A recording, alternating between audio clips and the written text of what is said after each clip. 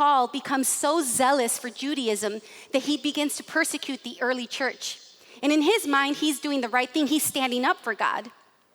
And sometime after that, as he's on the road to Damascus to go and persecute more Christians, he is confronted by the Lord and he repents, and then his zealousness is led to the gospel. He ends up becoming zealous for the gospel.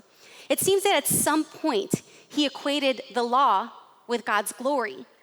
But after his conversion, he realized that that was not possible. And we know that because to the Galatians, he says, "For through the law I died to the law, so that I might live for God. I have been crucified with Christ, and I no longer live, but Christ lives in me. The life I now live in the body, I live by faith in the Son of God who loves me and gave himself for me." So he goes from the persecutor of the early church to the founder of the first multi-ethnic church where Jew and Gentile, male and female, rich or poor, slave and free are treated as equals. From Acts 9 to Acts 28, from Acts 9 to the end of the book, we see Paul living out what he believes. We see him doing what he knows.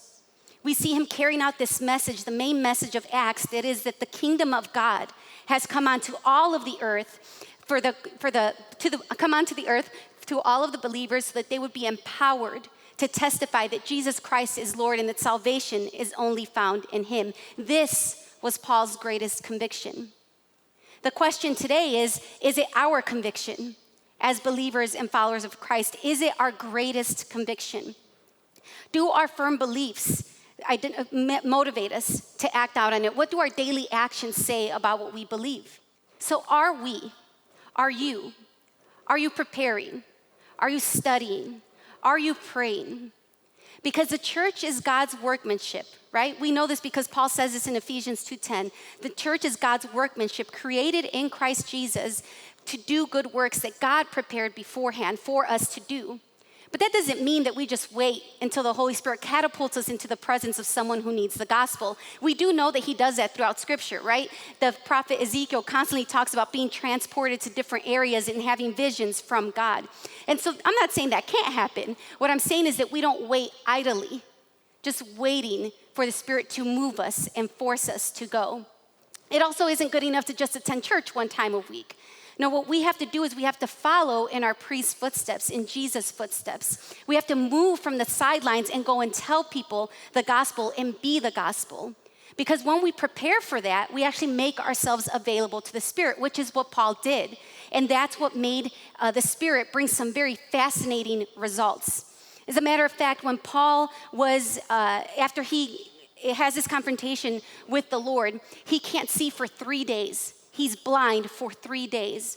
And so God at some point goes to Ananias and says, "Ananias, go to this man, he's praying."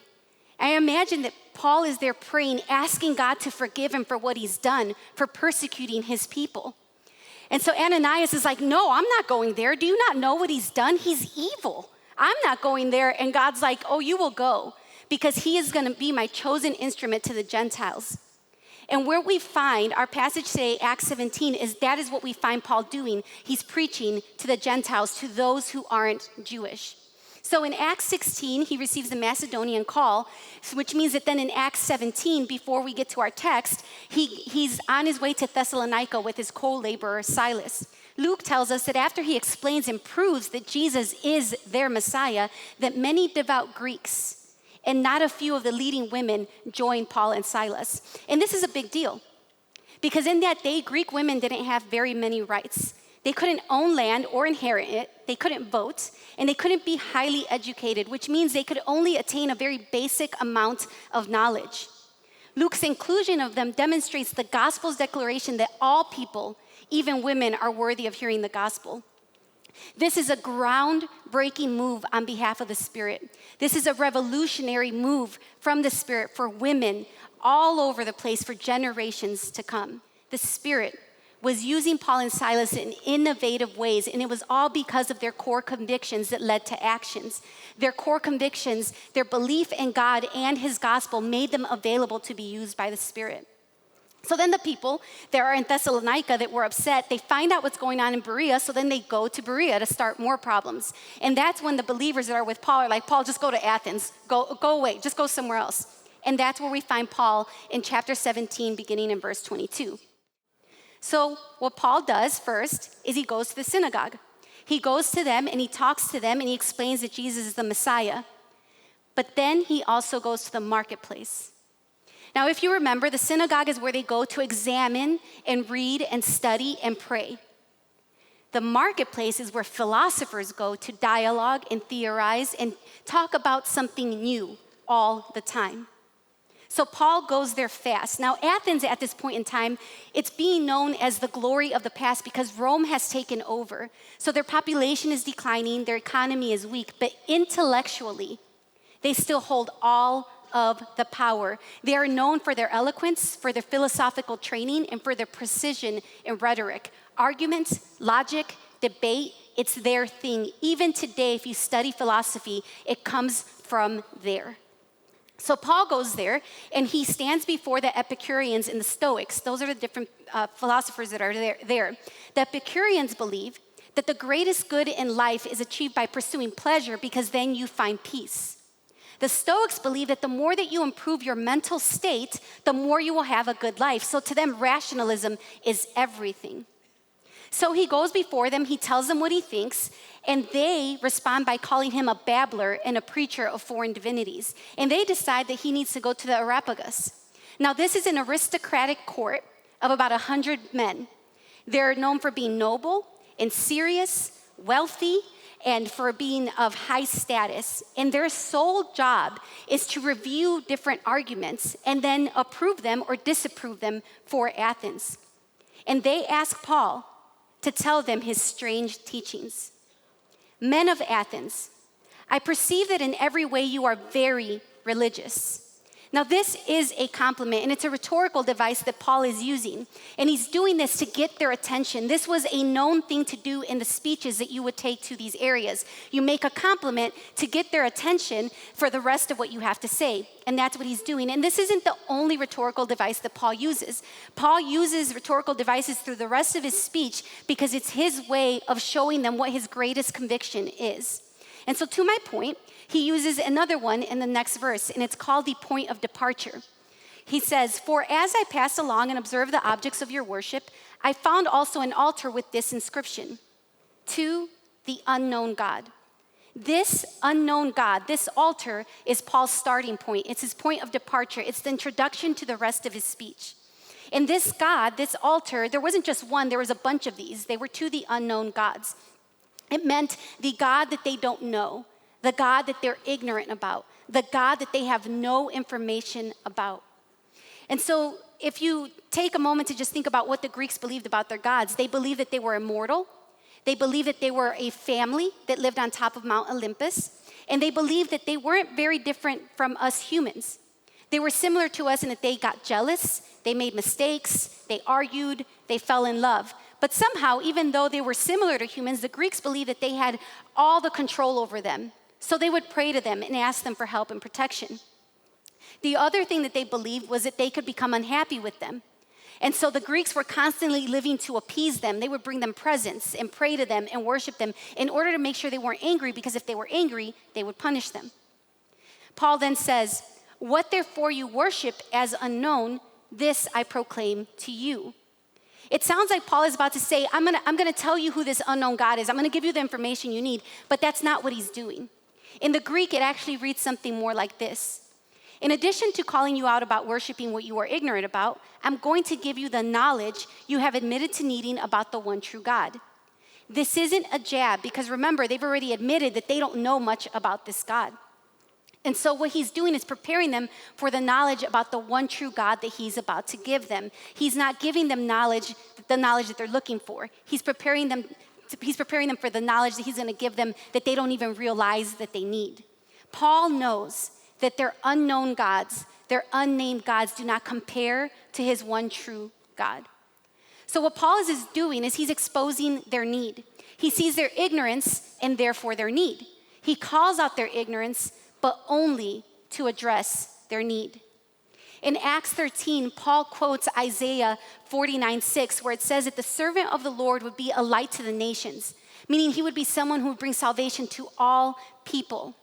And Paul knows that if you identify as a Christian, if you make Jesus Lord and Savior of your life, then that means that you are identifying yourself as being made right before God, as being forgiven, and as being liberated from sin. And that is because of Christ. So if you can identify as that, then you're committing to be a light to the nations with him. For Paul, if it was Christ's purpose, it was the church's purpose. And so as the forerunner of our faith, we should be prepared and empowered by the Spirit to speak and tell and live out the gospel with truth and kindness. It's not news to you that there's tons of chaos around us all the time, and that at times it feels like it increases by hundreds and hundreds of miles. And so we don't live in a time where we can do anything other but prepare for the times that the Spirit will use us to spread the gospel. You know, it's true that when you identify as something, you can see that in someone else. So if you identify as a Christian, you can point Christians out in a crowd, even if you don't know them. If you were ever not a Christian, you can also identify non-Christians in a crowd. Usually, you'll identify them because they're committing things that you wouldn't do. They're acting on things you probably wouldn't do. The question is, when we see them, do we see their ungodly actions or do we see their need? Do we see a promiscuous person or someone in search of love? Do we see an addict or do we see someone needing comfort? Do we see someone fleeing a very dangerous situation or someone coming to take all that we believe is ours? Do we see a woman who took life into her own hands as a sinner or as someone who very likely takes that pain with her every single day? What do we see? Do we see an opportunity to show love and hospitality and comfort? Or do we see an opportunity to critique? Because we're only called to do the former and not the latter. If we identify as saved and justified and redeemed and sanctified because of Christ, then we're called to be a light and to spread the gospel. And this was Paul's core conviction. This was what he made his whole life about. So he goes to the Athenians and he's direct with them, but he's not condescending, even though he's experiencing this righteous anger. Instead, compelled by the Spirit and prepared with truth, he informs them that their unknown gods reveal their greatest need, the knowledge of the one true God. And so to introduce them to this one true God, Paul focuses on how distinct God is from everything that they believe about their gods. In verse 24, he says, "The God who made the world and everything in it, being Lord of heaven and earth, does not live in temples made by man." Meaning God is the sole creator of everything that you see. And because he is that, he is superior. He is matchless. So he does not live in human-made temples. This is an argument for the creator versus the created. In verse 25, he goes on and says, "Nor is he served by human hands, as though he needed anything, since he himself gives to all mankind life and breath and everything." The Greek word there for service refers to worship. And so what Paul is claiming is that God is not like the Greek gods. He's saying that unlike their gods who need worship from their people to not be mad, or to not be jealous, God doesn't need that. We worship God out of love for God. And he receives it out of love from us, but he doesn't need it. And what Paul is claiming is that because God gives life and breath and everything, because he's the creator and he's the one who does that, it's impossible for him to be dependent on his own creation. Paul is pointing out God's distinctiveness to expose the uselessness of their gods and their idols. His ultimate goal is to see them that God is the one true God and he's the only one who can meet their need. In verse 26, he says, "And he made from one man every nation of mankind to live on all the face of the earth, having determined allotted periods and the boundaries of their dwelling place." So Paul is declaring that it only takes this one powerful God to create the diversity we see around us, the diversity that is represented here at Calvary by these flags. Can we give it up for God? It only takes this one God to make all of us.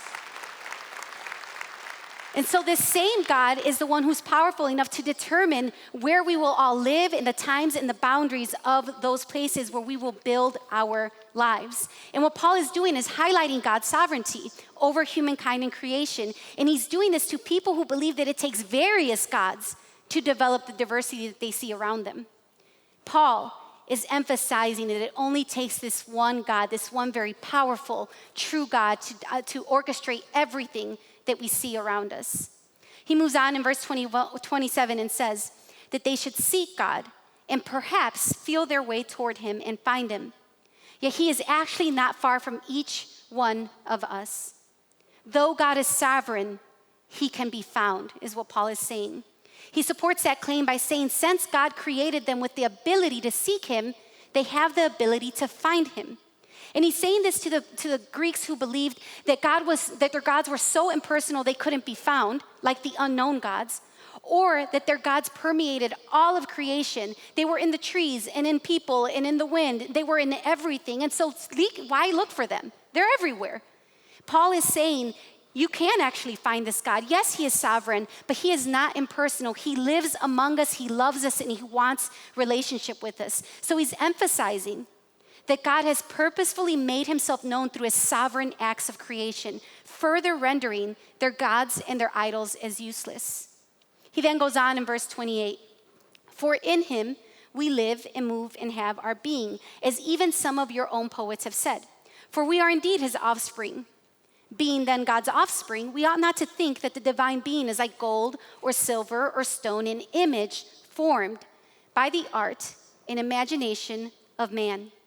Paul is now quoting their own Stoic philosophers. This is another rhetorical device. And he does this because the Athenians, they expected you, if you were going to come before them, these specialists in argumentation, then you better quote some of our people. You better quote the things that we know. And so that's what Paul does. But they would believe that these quotes were saying that this divine reason lived inside of us. And Paul is saying we don't live in God and he doesn't live in us. We live by him. We live because of him. So the real question for us right here and right now is, who is your unknown God? Who is your unknown idol? Because we can read about the Athenians and learn about their Greek gods and be like, what was wrong with them? Just like when we hear about the disciples and Peter asking dumb questions to Jesus, and we're all like, why would you spend your time doing that when you're in the presence of the king? But the truth is that we can all identify. The Bible reads us. And so what we need to do in this passage is think. Don't point the finger at the Athenians, but think, where are my unknown idols? Who are my unknown gods? The people or the things that I elevate before God? Because we all have things we struggle with, right? If we're mature Christians, God has made it clear to us that, hey, you know what? You like food a little bit too much. You like your career a little bit too much. You enjoy money a little bit too much. Don't you know that I am your source? But there are some things that we are unaware of. They're probably the things that it's hard for us to see, the things that are hard for us to admit. Could it be your spouse? Could it be a child or some other family member? Could it be a political view, something that you think aligns with God's character and therefore it's okay for it to dictate your worldview under all circumstances? Could it be your workout habits? Do you think that you can only eat the right foods, and those right foods, whatever they are, if they're not there, you're angry? Could it be that it's your education or your career? You spend so much time advancing in those things that you neglect God. What is it? Because it could be these good things, these good people, these blessings from God that become your unknown idols before you're even aware that it's happened. So I ask you again, who or what is your unknown idol, your unknown God? What is it that consumes you? Whose approval do you need? Or is it you? Are you your unknown God? Do you try to control everything around you, your spouse, your kids, your work environment? Could it be some unresolved trauma that you use as an excuse to hurt and control others? Could it be your gender or your race? Do those things identify you more than your identity in Christ? See, it's crucial that you ask God to show you if you can't answer that for yourself, because there is not one idol, one God, known or unknown, that is qualified to meet your need for God. Paul, he once had an idol. It was the law. And so he knew what it was like to be zealous for some unqualified source. And so he was able to see the Athenians' true need. And so amid the statues, amid the temples, amid the sanctuaries, amid these philosophical giants, compelled by the Spirit and prepared with truth, he invites them to repentance. In verse 30, he says, "The times of ignorance God overlooked, but now he commands all people everywhere to repent, because he has fixed a day on which he will judge the world in righteousness by a man whom he has appointed, and of this he has given assurance to all by raising him from the dead." Paul is saying, now that I've given you the knowledge that you didn't even know you needed, you are now liable to act on it. See, the resurrection was so controversial for them because they believed that the body was simply a temple for the soul that was longing to return to its heavenly realm. So the resurrection was unattractive to them. It was pointless. It was good for you to die. It was good for your physical body to die because then your soul would finally return to where it belonged. Luke tells us that they mock him, but some are open to dialogue him. But more than that, two people walk away with him. One is a member of the council, that is Dionysius. The other is Damaris. And scholars believe that she's a foreign-born prostitute because women couldn't be there to listen to Paul in public. And so again, Luke is testifying to the Spirit's work through Paul's preparation and his core conviction that all people were worthy of hearing the gospel. Paul used his reason because the Spirit gave it to him. We are created in God's image, which means that we have reason, emotions, and the ability to make decisions. Sometimes we're so consumed by the emotional experiences we have with God that we leave out reason. Paul's argumentation is flawless, and this is why one of the members could get up and go with him. In Athens, he didn't see their idols and then get mad and walk away. Instead, he went closer and closer and closer to them. And it was because he knew that they needed to be delivered from the lies that they had believed that came from the pit of hell. Paul was a truth bearer, and so are you. I stand here in the presence of world changers compelled by the Spirit. But that will only happen when you ask God to show you who your unknown idols are. Anything less than doing so, not asking God, is an act of self-destruction. I'd go as far as saying it's an act of self-hatred. Because when you don't, you lose sight of your daily need for God and the need of others for God because you're too consumed with something other than God that's not qualified. It will never meet your need. That life isn't healthy. It's joyless and it breeds nothing but dissatisfaction day after day after day. It is not the abundant life that Christ died to give you. Some of you are sitting here with a call to full-time ministry. Jesus said it himself, the harvest is plentiful, but the workers are few. You're sitting here with a call to ministry, but your unknown idols are holding you back. I urge you to evaluate yourself. Ask God what those unknown idols are so that you can repent and be used by the Spirit. Listen, God isn't mad at you if you've had a moment where you've forgotten about him. He's not mad at you. He wants to be at peace with you. He wants you to come back to him. And so the next step is, after asking God to show you, after repenting, is to study. I can sit here and tell you that it's prayer, but that's a given. We should be praying all the time. We should constantly be submitting ourselves to the Spirit. But we need to study.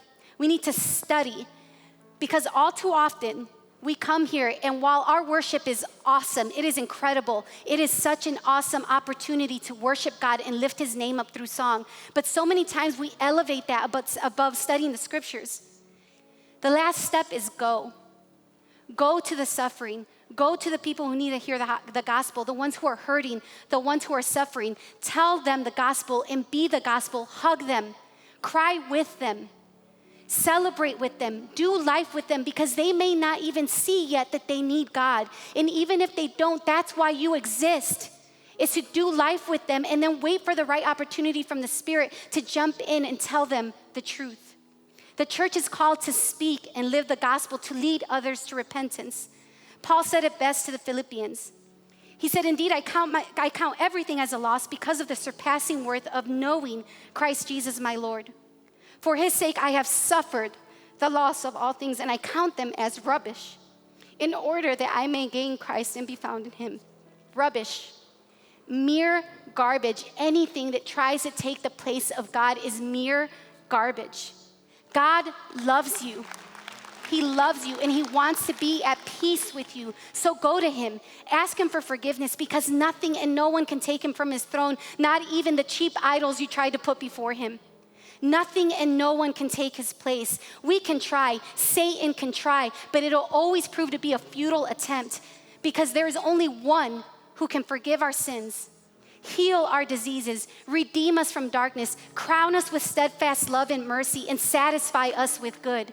And he alone is worthy of our complete adoration, our attention, and our commitments. Thank you for watching the Calvary Church YouTube channel. Be sure to subscribe so you never miss a video. If you made a decision to follow Christ today, be sure to text CC New Life to 94,000. Someone from our team will reach out to you, say hey, and talk a little bit about what that decision means for you. For more information on our church, head to calvarynaperville.org or follow us on social media by clicking the links in the description. Hope to see you in person soon. Have a great day.